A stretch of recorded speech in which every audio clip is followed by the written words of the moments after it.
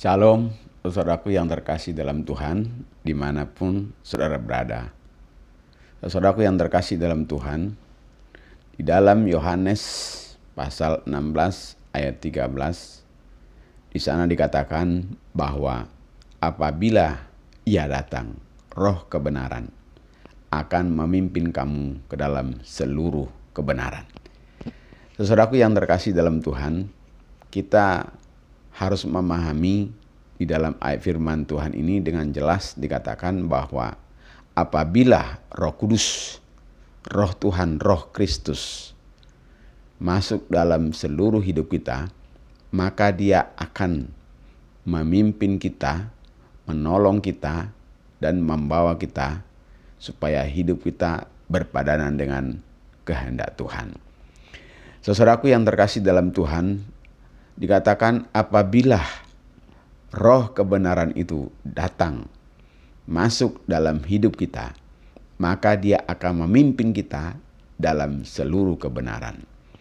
Pada kesempatan ini, saya mau jelaskan kepada kita bahwa fungsi atau peran Roh Kudus dalam hidup kita, yaitu akan membawa kita kepada seluruh kebenaran. Kebenaran yang mana? Yaitu saudaraku yang terkasih dalam Tuhan, yaitu Roh Kudus akan menolong kita dalam memahami firman Tuhan. Saudaraku, tanpa Roh Kudus kita sulit untuk memahami firman Tuhan. Karena itu kalau saudara mau memahami firman Tuhan, mau mengerti firman Tuhan, jangan sampai gagal pemahaman terhadap firman Tuhan, maka saudara harus sungguh-sungguh supaya saudara minta, yaitu pimpinan Roh Kudus di dalam hidup kita. Bahwa Roh Kudus itu akan menolong saudara dan saya untuk sungguh-sungguh hidup kita memahami, mengerti akan kebenaran firman Tuhan. Karena memang firman Tuhan dengan kekuatan kita, dengan kemampuan logika kita tidak cukup memahami firman Tuhan. Karena itu kita perlu mohon pimpinan Roh Kudus, mohon akan pengurapan dari Roh Kudus, mohon untuk penerjemahan dari Roh Kudus di dalam memahami, mengerti akan kebenaran firman Tuhan. Makanya saudaraku yang terkasih dalam Tuhan, banyak orang sering ke gereja, mendengar firman Tuhan, tapi dia tidak mengalami kemajuan yang signifikan. Melainkan seperti orang bebal atau orang yang tidak mengalami kemajuan. Karena itu, mari sungguh-sungguh supaya kita memfungsikan dan memohon dengan sungguh-sungguh supaya Roh Tuhan yang ada pada kita. Kita tahu bahwa Roh Kristus diberikan di dalam hati kita masing-masing. Dengan kita menerima Dia sebagai Tuhan dan Juru Selamat kita, maka Roh Kudus itu menjadi jaminan bagi kita untuk memperoleh hidup yang kekal. Sekaligus juga menjadi jaminan bagi kita untuk kita boleh memahami kebenaran firman Tuhan. Karena itu barang siapa hati dan pikirannya, jiwanya dipimpin oleh Roh Kudus, maka dia akan memahami, mengerti dalam memahami, mengerti kebenaran firman Tuhan.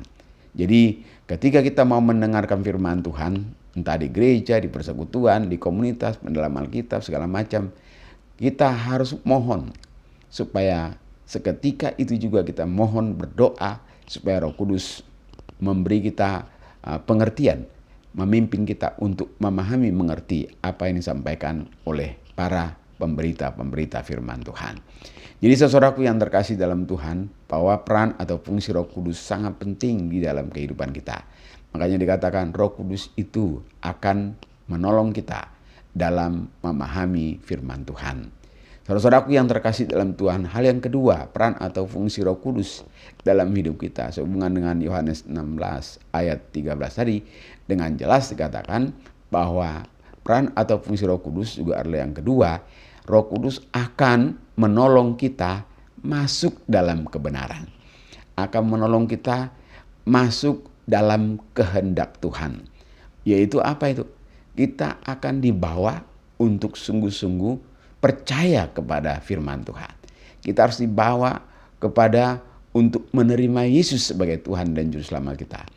Ketika firman Tuhan diberitakan ada keselamatan di dalam Kristus, ada pengampunan di dalam Kristus, ada pembaruan di dalam Kristus, maka kita akan masuk untuk menerima Yesus sebagai Tuhan dan Juru Selamat kita. Maka, hai saudaraku yang terkasih dalam Tuhan, dimanapun saudara berada, saudara yang mungkin sering mabuk-mabukan, sering hidupnya dengan tidak benar, hidupnya sering dalam dosa, hidupnya penuh dengan hal-hal yang bertentangan dengan firman Tuhan, hidupnya penuh dengan kekerasan, hidupnya penuh dengan luka batin, lain sebagainya. Maka kalau saudara mau masuk dalam kebenaran Allah, mau menerima Yesus sebagai Tuhan dan Selamat kita, maka Roh Kudus akan berbicara melalui hati kita, melalui nurani kita, melalui roh kita, sehingga hati kita mau percaya untuk menerima firman Tuhan dan menerima Yesus sebagai Tuhan dan Juru Selamat kita. Karena itu saudaraku yang terkasih dalam Tuhan, siapapun yang mau menerima Yesus, itu semuanya Allah, bukan karena kehebatan pemerintah, bukan juga karena kehebatan kita yang menerima firman, tapi karena Roh Kuduslah yang menolong saudara dan saya untuk sungguh-sungguh percaya dan mau menerima kebenaran dan berita Injil itu dalam hidup kita. Karena itu saudaraku yang terkasih dalam Tuhan, maka Roh Kudus ini perannya sangat penting dalam hidup kita. Ketika Roh Kudus berbicara dalam hati kita, terima Yesus, bertobat. Ya, segera ambil keputusan untuk bertobat. Segera ambil keputusan untuk menerima Yesus sebagai Tuhan dan Juru Selamat kita.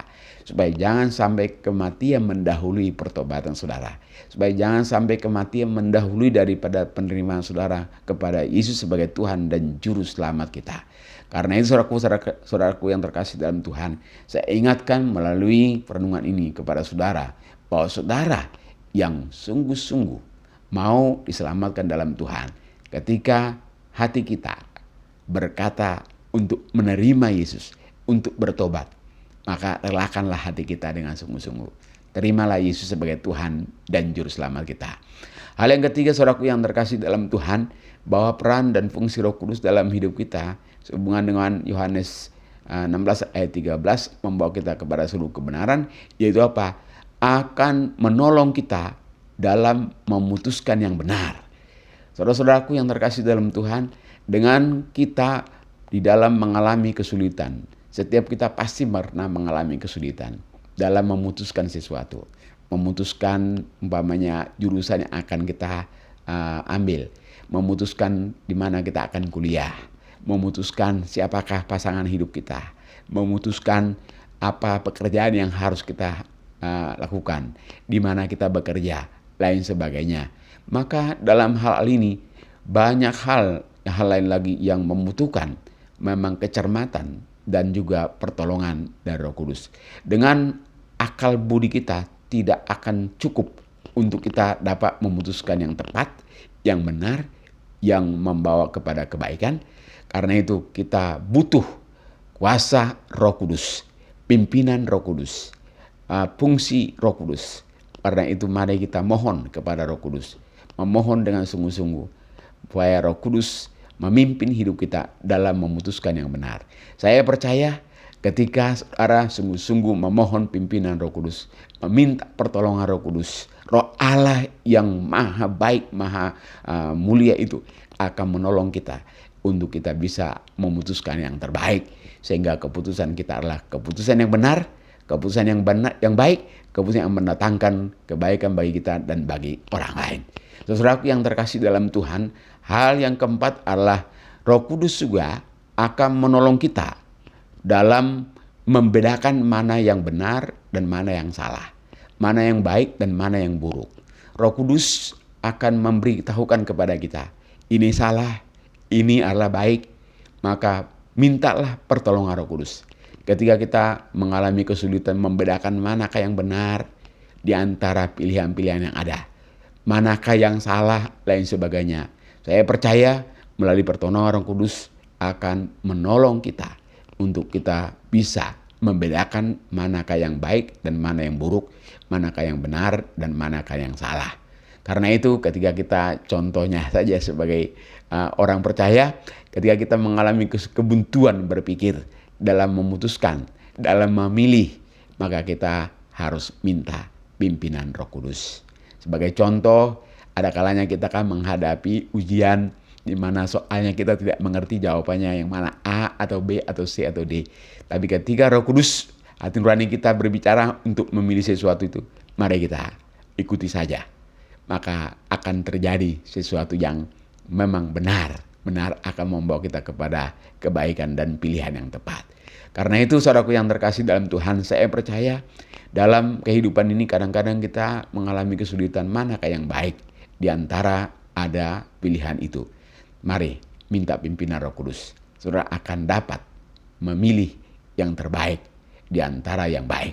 Sehingga saudara akan mengalami sukacita dan kebaikan di dalam Kristus.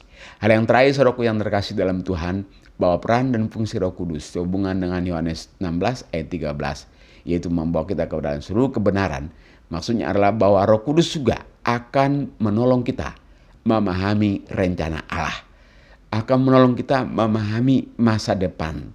Karena itu saudaraku yang terkasih dalam Tuhan, orang yang hidupnya dipimpin Roh Kudus, masa depannya itu masa depan yang penuh harapan.